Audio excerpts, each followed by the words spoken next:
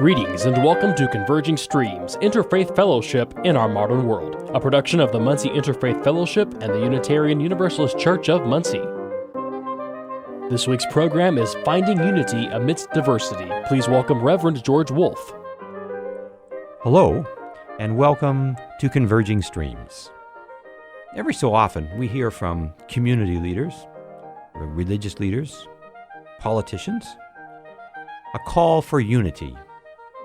Unity of the human family, unity of mankind, the unity of nations, which is, of course, one of the goals of the United Nations, unity of races, the unity of denominations. There is a need for unity amidst this great diversity of life that we experience on our planet, and not only on our planet, but in the entire universe. In Christianity, this call for unity of the denominations is called the ecumenical movement. The hope that one day Protestant and Catholic, liberal and conservative, evangelical and Orthodox can all come together and be united in one universal church or denomination. Well, if we look at the universe, we really can't live in a more diverse place, can we? All the infinite forms that exist within the universe, of galaxies, of solar systems, of quasars, it seems that the unity that we seek is very hard to find. And yet this question of unity has been addressed from ancient times, in some way, in all religions of the world. One ancient symbol that addresses this concept of unity existing within diversity is what's called the yin and yang symbol, or more commonly pronounced yin and yang symbol, that comes to us from Taoism, which is a branch of Buddhism. Now, the yin and yang symbol is a circle, and within the circle is contained a curved line which forms two what you might call teardrops, one of which is moving upward and one which is moving downward. It represents the flow, the give and take that exists within a harmonious, unified relationship. A unified relationship between two opposites, two opposing values or opposing forces. One side of the yin and yang symbol is black and the other white. Now, when most people from a Western perspective look at the symbol, they see black as representing evil and white as representing good. But in the yin and yang symbol, that is not what is really being conveyed. Actually, the black side represents female. It also is said to represent mystery and intuition, whereas the white side is said to represent male and logic.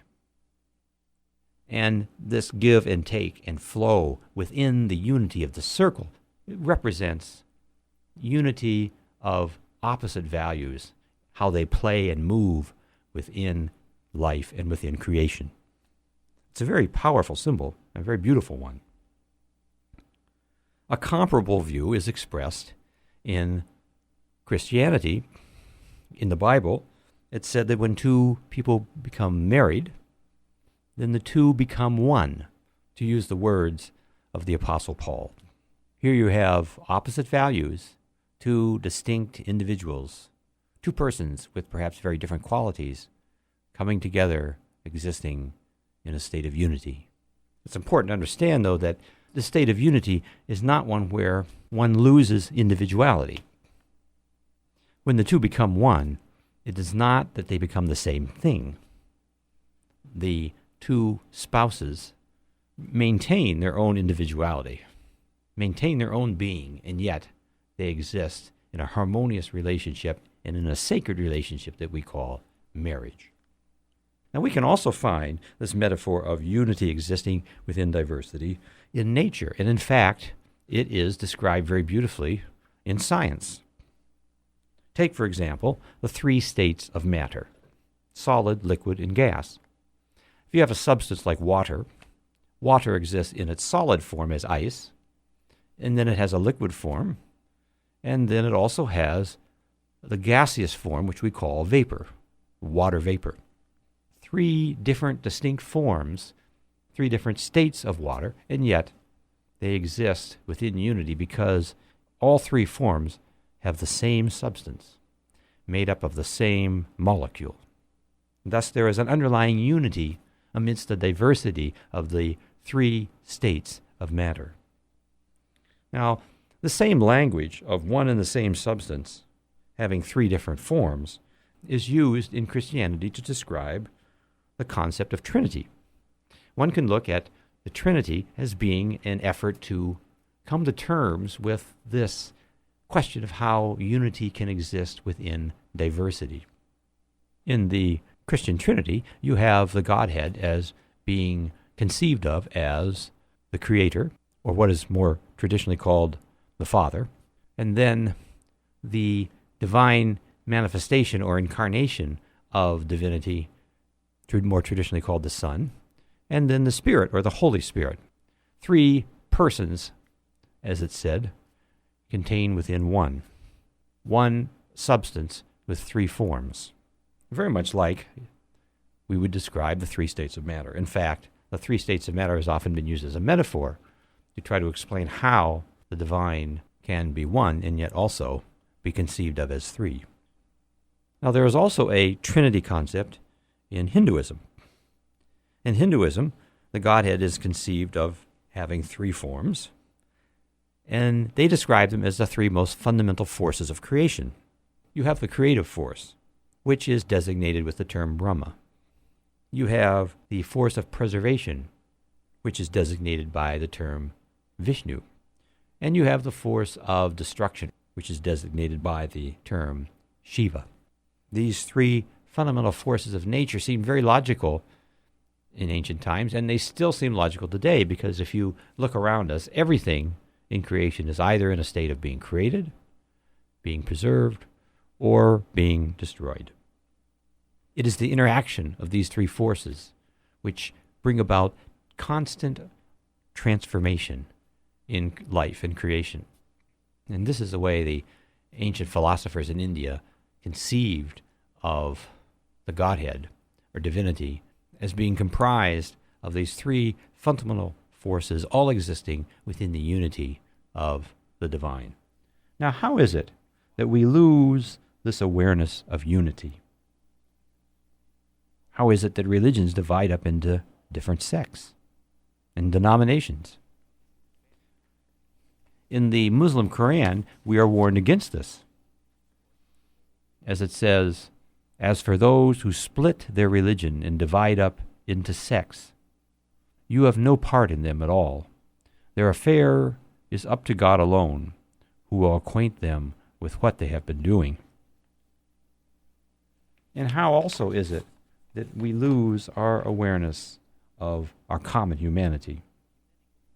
How is it that we see the different people and races of humanity as divorced from the human family? Well, there are some ancient legends which perhaps help explain this. One is the famous story of the Tower of Babel. And it says in the book of Genesis, "Now the whole earth had one language and few words. And as men came eastward, they found a plain in the land of Shinar, and settled there. And they said to one another, 'Come, let us make bricks and burn them thoroughly.' And they had brick for stone. Then they said, 'Come, let us build ourselves a city and a tower with its top in the heavens, and let us make a name for ourselves, lest we be scattered abroad upon the face of the whole earth.' And the Lord came down to see the city and the tower, which the sons of men had built. And the Lord said, 'Behold, they are one people, and they have all one language, and this is only the beginning of what they will do. And nothing that they propose to do will now be impossible for them.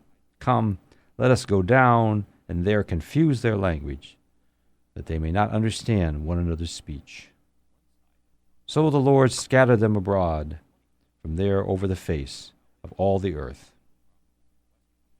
This is one ancient explanation for how it is that we may perceive differences and lose our vision of unity. For it says we are all one people, but this building of the tower can be a symbol for the ego and for humans trying to envision themselves as being like God. And in that process, we enter a competitive mode and separate ourselves from one another. We lose the ability to understand one another, even if we speak the same language. Now, there's a story in the Christian tradition which is meant to be the restoration of this unity and the ability to understand one another. And that is the story which comes to us in the book of Acts. It's a story called Pentecost. On the day of Pentecost, the apostles were all gathered together, and upon them came the Holy Spirit as tongues of fire, and that fire gave them the gift of being able to speak in such a way so that everyone could understand them in their own native tongue. So it is that by renouncing our ego and the short-sightedness brought about by desire and ambition, that we may restore in us an awareness of that unity which connects us and which unites us with the deeper value and the deeper essence within life, whereby we recognize all as being the emanation of the same Spirit.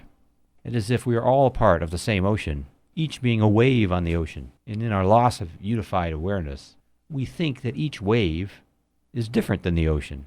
But in fact, a wave is nothing more than an expression of the ocean. And it is the ocean of spirit that unites us in the common essence that we call humanity. I'd like to conclude this program by reading an interfaith psalm that I wrote. And this particular psalm conceives of the universe as having existed in the beginning like a seed.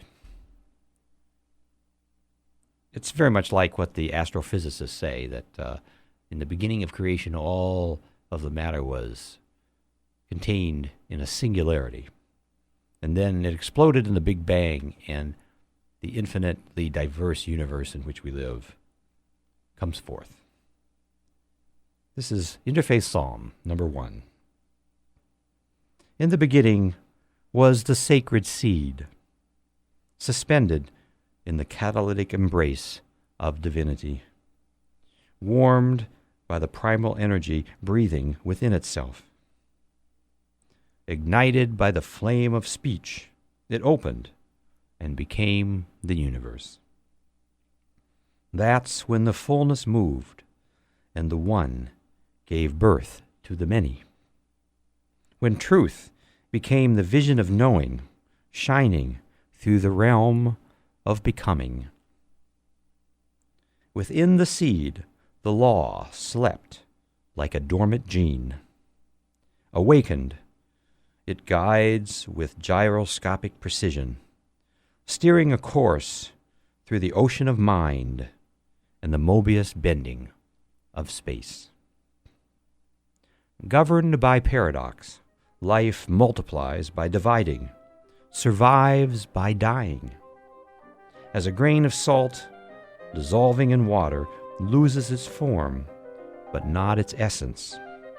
So all is consumed in oneness when the infinite rediscovers itself.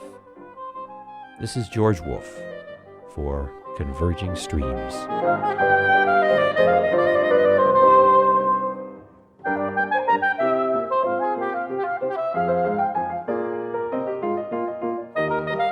Thank you for listening to Converging Streams, Interfaith Fellowship in Our Modern World.